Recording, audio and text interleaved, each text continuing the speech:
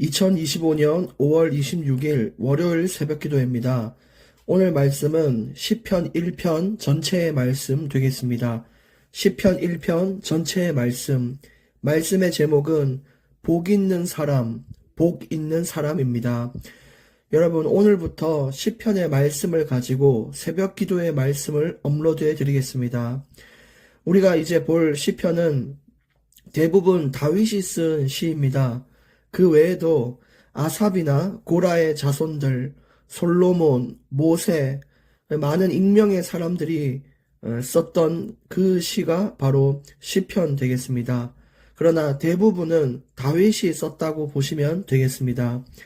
이 시편은 말 그대로 시의 형식으로 쓰여졌기 때문에 우리가 이 시편을 읽을 때 저자의 감정 그리고 감성을 함께 느끼며 읽을 때 더 깊은 은혜를 받을 수 있을 것입니다. 과연 이 글을 이 시를 쓴 저자는 어떤 마음으로 썼으며 지금 처해진 그 상황에서 어떤 마음으로 하나님을 바라봤을까? 이런 것을 느끼며 읽는 것이 참 유익할 것입니다. 시편은 약 3000년 전, 또 어떤 혹자는 4000년 전에 쓰여진 시로 말하고 있습니다. 3000이든 4000이든 어쨌든 우리가 3, 4000년 전에 쓰여진 이 시를 가지고 하나님께서 우리에게 허락하셔서 그 깊은 은혜를 나눌 수 있도록 하나님께서 하셨습니다. 정말 이 성경을 허락하신 하나님께 너무너무 감사드리고 우리가 잠언 말씀에 이어서 또 큰 은혜 가운데에 들어가기를 원합니다. 그래서 오늘부터 시작해서 150편의 시편을 함께 나누도록 하겠습니다. 오늘 시편 1편 1절부터 보겠습니다. 복 있는 사람은 악인들의 꾀를 따르지 아니하며 죄인들의 길에 서지 아니하며 오만한 자들의 자리에 앉지 아니하고. 여러분, 인간이 처음 창조되었을 때에도 하나님께서는 복을 주셨습니다. 기억나시죠? 창세기 1장 27절 또 28절에 하나님이 인간에게 복을 주었다. 인간을 창조할 때부터 주신 것이 바로 이 복입니다. 복은 원어로 바라크라고 하는데 하나님 안에 거하는 거, 하나님을 붙잡고 사는 거, 그 복을 주셨다는 거예요. 이것보다 더 좋은 복은 없습니다. 이게 진짜 우리가 받아야 될 복인 것입니다. 그래서 이 복을 받은 자격을 가지고 생육하고 번성하고 충만하고 세상을 다스려라. 인간들에게 엄청난 권한을 주셨는데 그 권한이 있을 수 있는 자격은 바로 하나님이 주신 복 때문이었습니다. 하나님이 하나님의 형상대로 인간을 만드셨고 하나님이 인간을 하나님만 바라보고 살 수 있고 하나님을 의지하여 살 수 있는 그 복을 주셨기 때문에 그 자녀된 권세가 이 세상을 다스리는 응답으로 이어진 것입니다. 근데 많은 사람들이 착각하기를 돈을 많이 벌고 성공하는 게 복인 줄 알지만 그건 결코 중요한 복이 아닙니다. 그거는 우리가 하나님을 바라보는 그 복이 있는 자에게 마땅히 따라오는 서비스와 같은 것입니다. 여러분, 우리가 식당에 갔을 때 메인 음식이 있고 사이드에서 서비스로 주는 음식이 있잖아요. 근데 우리가 하나님이 주시는 복이 메인 음식이라고 치면, 즉 우리가 하나님을 바라보고 하나님을 의지하고 사는 것이 인생의 가장 맛있는 음식, 메인 음식이라고 치면 따라 나오는 뭐 만두나 단무지 이런 것들이 세상의 성공과 명예예요. 근데 우리는 메인 음식은 뒤로 놓고 왜 단무지를 안 주냐? 나는 여기 단무지 먹으러 왔다 라고 하는 사람이 없겠죠.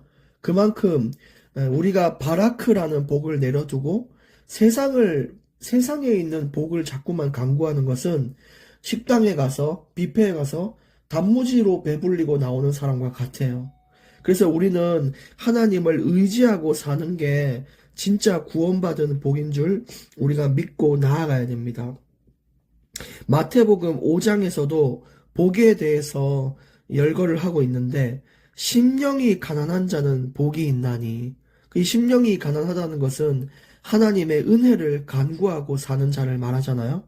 그게 복이라고 마태복음에서도 예수님께서 말씀하셨어요.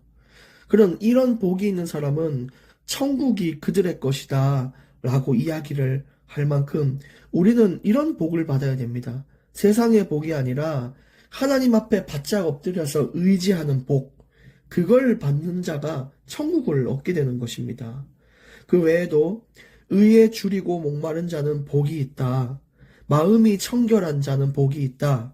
박해를 견디는 자는 복이 있다. 이런 복이 진짜 복인 것입니다. 여러분, 복된 사람이 되시길 바랍니다. 복 받으시기를 바랍니다. 그래서 이런 복 있는 사람은 악인들의 꾀를 따르지 아니한대요. 이 악인들의 꾀는 어떤 꾀냐면요. 이 원어로 꾀라는 것은 계획이거든요. 계획. 하나님을 필요 없이 기도하지 않고 말씀도 없고 자기 뜻대로 그냥 사는 사람들. 이게 꾀예요. 악인들은 그렇게 사는 자입니다. 복 있는 자는 그렇게 살아서는 안 되겠죠. 죄인들의 길에 서지 아니하는 자가 복 있는 자입니다. 죄인들의 길이란 것은 자꾸만 거짓말하고 음행하고 범죄하는 그런 죄와 가까이 사는 길을 결코 가지 않는 게 복 있는 자입니다. 또 더 나아가 복 있는 자는 오만한 자들의 자리에 앉지 아니한다고 합니다. 교만에 찌들고 사람들을 조롱하고 나보다 남을 더 무시하고 이렇게 사람을 짓밟는 자들 있죠. 그런 자는 결코 복 있는 자가 아닙니다. 하나님께서는 그런 자들에게 결코 천국을 허락하시지 않습니다. 여러분, 우리가 복의 길을 가야 되지 않겠습니까? 그리고 2절 말씀, 오직 여호와의 율법을 즐거워하여 그의 율법을 주야로 묵상하는도다. 우리가 악인들의 길, 죄인들의 길, 오만한 자들의 자리에 앉지 아니할 수 있는 방법은 세상에서 너무 유혹이 많아서 힘들 수는 있어요. 그러나 오직 하나님의 말씀을 가까이 하며 늘 시간 내서 말씀을 읽고 묵상하고 그 말씀대로 살기로 애쓰는 자들, 그런 자들은 그 악인과 죄인과 오만한 자들의 길에 서지 아니할 수 있습니다. 하나님의 복의 길을 계속할 수 있는 것은 그 능력은 어디에 있냐? 바로 하나님의 말씀 안에 있습니다. 여러분, 말씀을 가까이 하십시오. 말씀을 따라 살기를 노력하십시오. 그래야 복 있는 자입니다.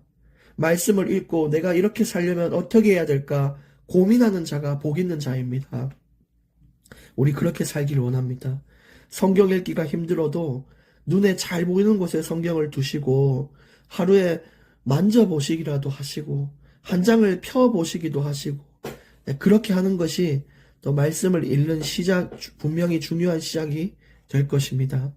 3절, 그는 시냇가에 심은 나무가 철을 따라 열매를 맺으며 그 잎사귀가 마르지 아니함 같으니 그가 하는 모든 일이 다 형통하리로다. 우리가 이렇게 복 있는 사람으로 살면 또 이렇게 말씀 안에 거하여 살면 어떤 인생이 주어지냐면요. 시냇가에 심은 나무와 같은 인생이 된대요. 여러분 상상해 보세요. 아주 푸릇푸릇한 나무가 있는데 이 나무가 바로 우리예요. 우리가 말씀 따라 사는 우리 인생이거든요. 근데 뿌리를 땅에 내렸는데 그 옆에는 아주 맑고 청량한 시냇가에 그 물이 시원하게 흐른단 말이에요. 따뜻한 햇살이 내리쬐는 그런 자리에 지금 나무가 있단 말이에요. 엄청난 영양분이 공급될 겁니다. 그처럼 우리가 말씀을 읽고 사는 것은 우리 인생의 힘, 위로, 살아갈 수 있는 모든 영양분을 주께서 공급하는 나무와 같은 인생입니다. 근데 어떤 사람은 말씀이 없기 때문에 어떻게 살아야 될지 인생을 하나님께 맡기지 않기 때문에 겨울철에 보면 앙상하게 이렇게 말라가지고 나뭇가지 위에 눈 쌓인 나무, 그런 인생이 있는데 우리가 그렇게 살 필요는 없어요. 하나님이 최초에 우리에게 주셨던 인간에게 주신 복, 그 복을 회복하면 되는 것입니다. 그리고 철을 따라 열매를 맺으며, 누구나 사람에게는 인생의 시간표가 있습니다. 봄, 여름, 가을, 겨울이 있듯이 우리 인생에도 멈춰야 될 시간, 가야 될 시간, 연단받아야 될 시간, 많은 사람들에게 나를 감추는 시간도 있고, 나를 드러내시는 시간도 있고, 다 달라요.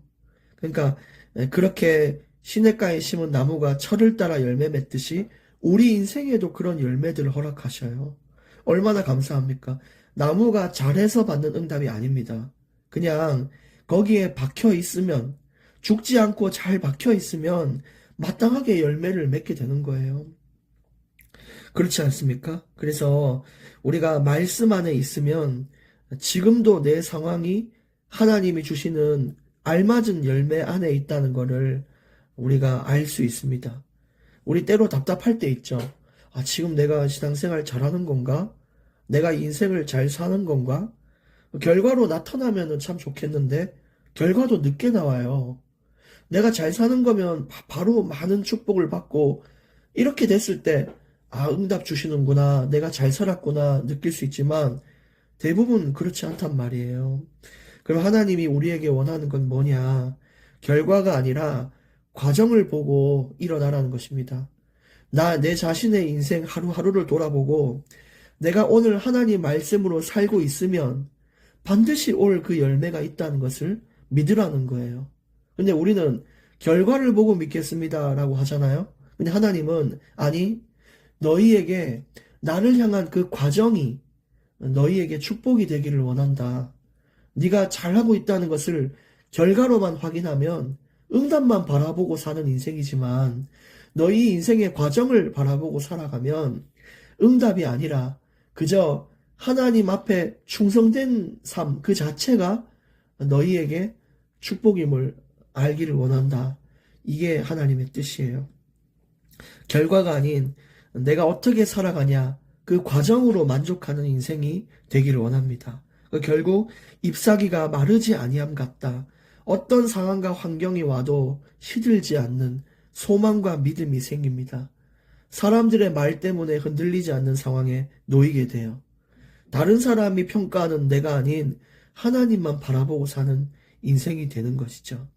그 결국 다 형통하다, 즉 승리하고 어떤 문제가 와도 극복하는 인생이 주어집니다. 놀랍지 않으세요? 이 3절의 엄청난 응답과 축복이 말씀을 가까이 했을 때 일어나는 일이라는 것입니다. 정말 하나님을 바라보는 바라크의 복을 가진 자에게 일어난다는 사실이에요.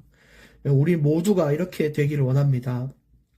4절, 악인들은 그렇지 아니하며 오직 바람에 나는 겨와 같도다. 이 겨가 뭔가요?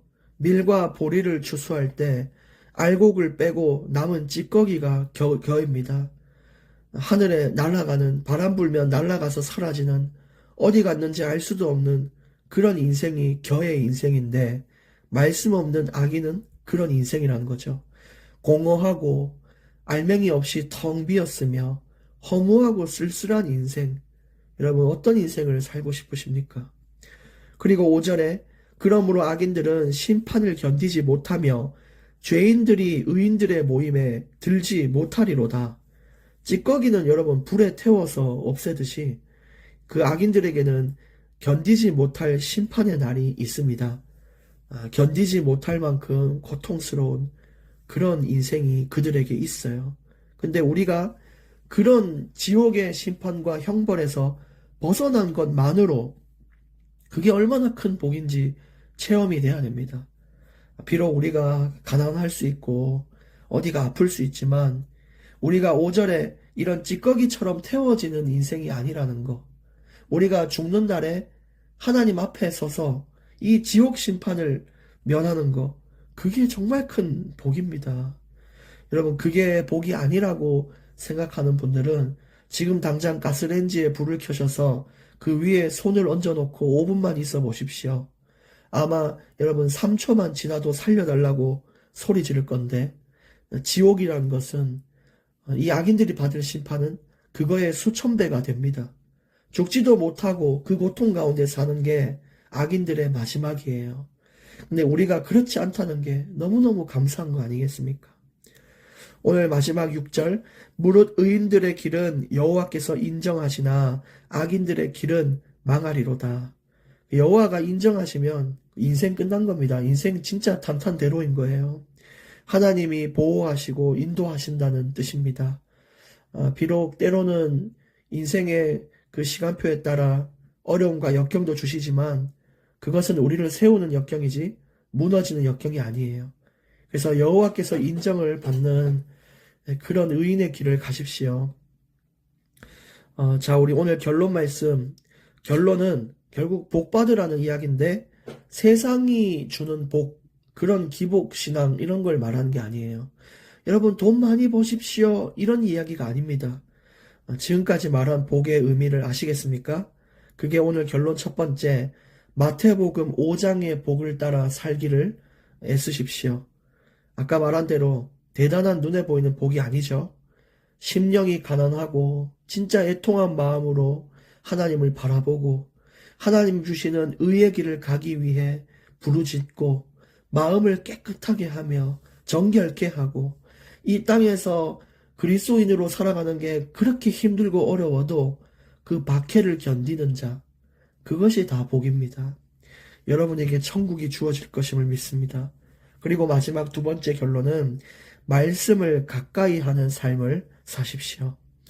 말씀을 곁에 둬야 여러분 인생이 시냇가에 심은 나무와 같은 인생이 됩니다.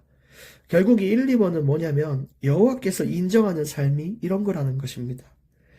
우리가 인생의 괴로움, 막막함, 쓸쓸함, 공허함 다 있죠.